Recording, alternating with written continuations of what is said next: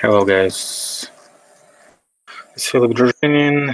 I wanted to talk about this March Madness and Laundromat crisis.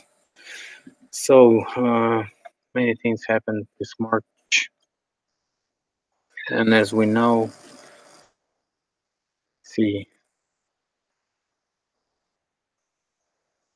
as we know, we have some serious accusations going on right now. Um, but first of all, I wanted to start with so-called scientists against myths. Uh, Part number 6. It's about uh, cultural layers in the city and debunking the mud flood theory or flood theory, which was 200 years ago.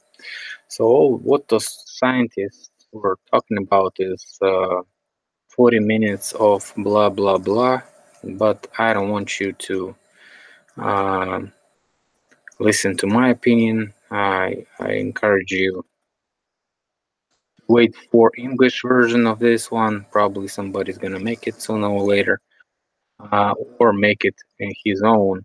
So what we see right now is so-called Pavel Kalnitsyn, who is archaeologist, and he was talking about uh, exactly what about the mud flood. So his theory was, let's see, we have connection here.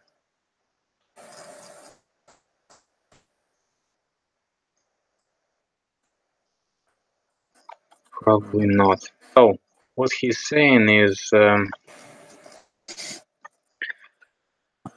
flood or the mud flood. The mud flood.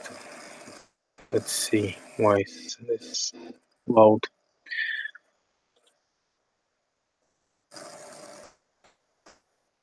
Something wrong with my computer, of course. So he's saying that this is all cultural layer, and this flood or mud was created is that like those people who were living there, they didn't have enough resources to clean the streets. And for example, if this house was lower than this one, so all this scrap, coarse scrap, and dirt, and all these rings and stuff like that. So this one is, if this one is below the level of the street, so this one is probably gonna get muddy and dirty, and so he created a uh, little here. So and he put it up for a little while until this guy started getting flooded by all this crap and mud from the streets, and he made his own pavement. And that's how they made pavements and made pavements and made pavements. But what we see is no pavement. We see dirt and mud, which he was previously showing. So there's no pavements. Uh, Still, he's talking about some kind of making a little bit of uh, small earthwork and so around these, but this is not a small earthwork walking. Just try to imagine how can you uh, bury the whole street with all these pavements and sand or whatever material you have to use to create pavements. First you have to at least bring some sand, and not just some sand, you have to bring a lot of sand.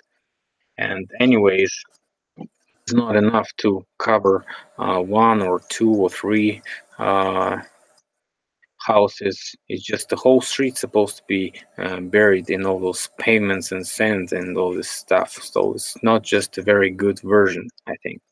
And literally, he doesn't say anything else during this whole video.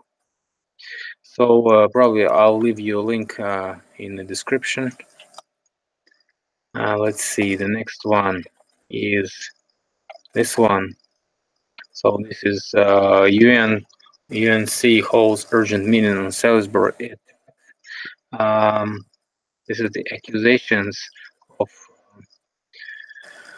uh, of United Kingdom to Russia in executing or murdering the so-called ex-Russian spy. But what I have to say is that he was not an ex-Russian spy. He was ex-British spy in Russia. This is just a little bit different. So although he was a traitor and he was originally Russian agent, he was still a British spy, not a Russian spy. So whatever. And he was exchanged after parole, and he was exchanged, so nobody would say he knew something that they didn't know. So he was revealing all his connections. He was telling about all his connections, and he definitely was having hard time during interrogations and stuff like this. So probably this is not just correct to say he knew something. He didn't know anything.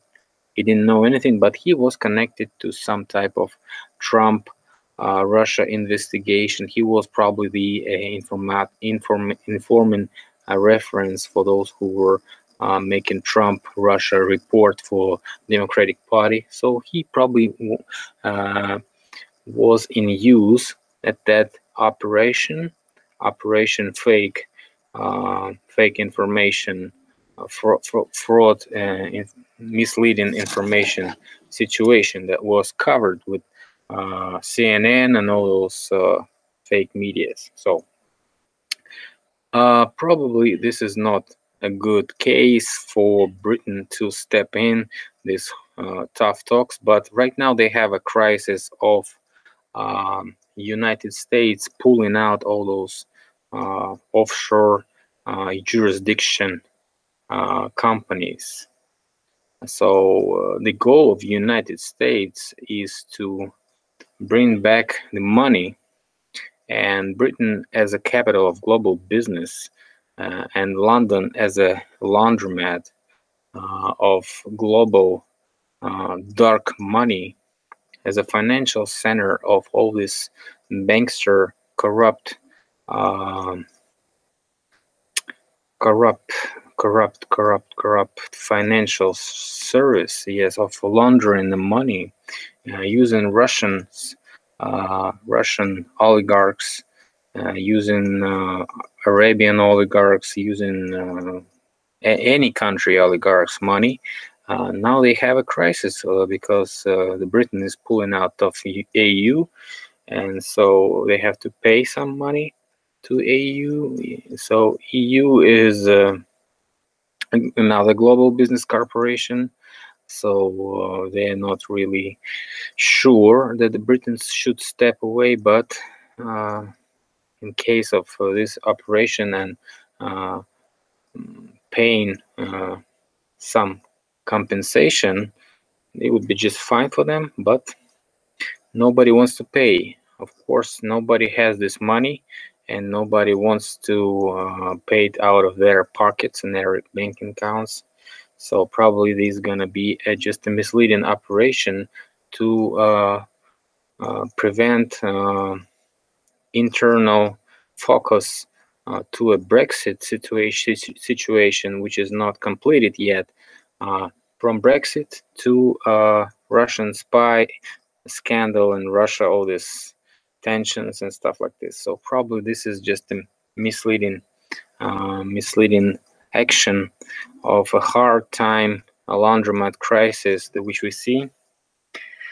And sure, you have to watch this response of Russian secretary, Russian ambassador at this UNC meeting over Salisbury attack, and I'll leave you a link.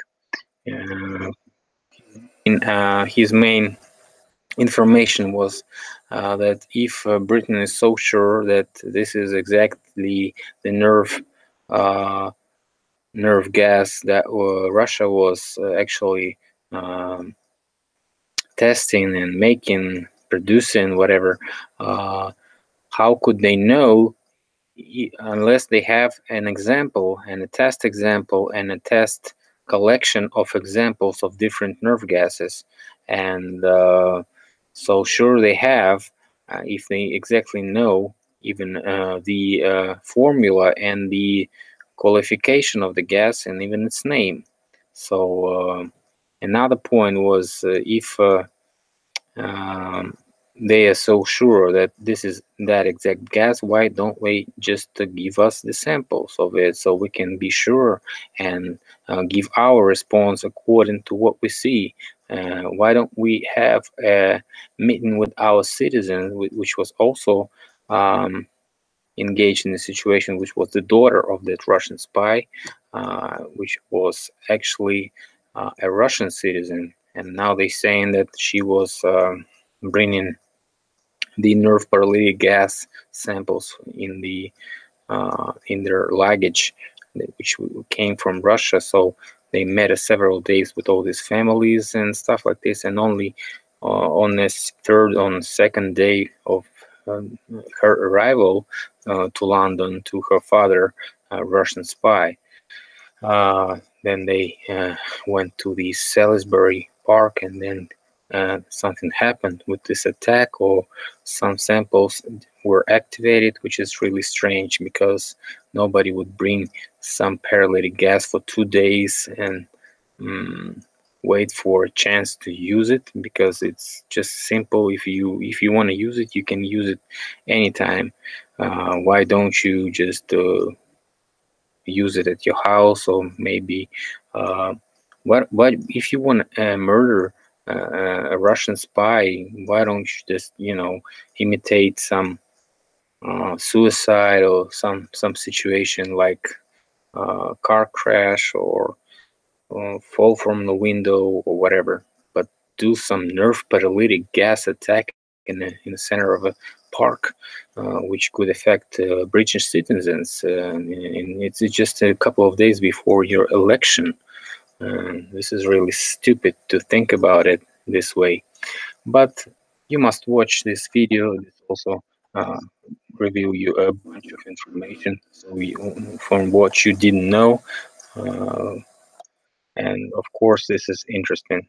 So right now, Kremlin is saying UK will either have to tax on Russian traces in script poison or apologize.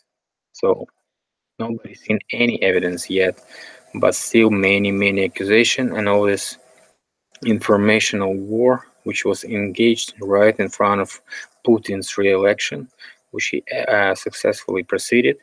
And right now we see the continuation of his politics of nationals players. So what they're doing is increasing the gold reserves, stepping out of many different currencies reserves. So probably they're gonna have more um, gold coming up, and the gold price is gonna rise pretty soon. If you're thinking about how to save your money, pretty much I'd offer you to buy some gold. Okay, so let's see if we have any questions. Uh,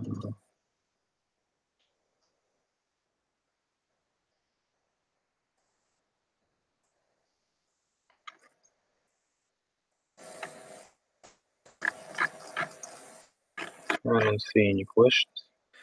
Um, so probably we'll meet some more time.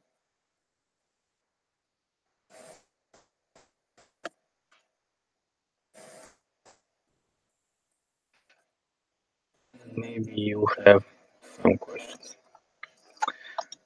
Thanks for watching. See you later. Bye.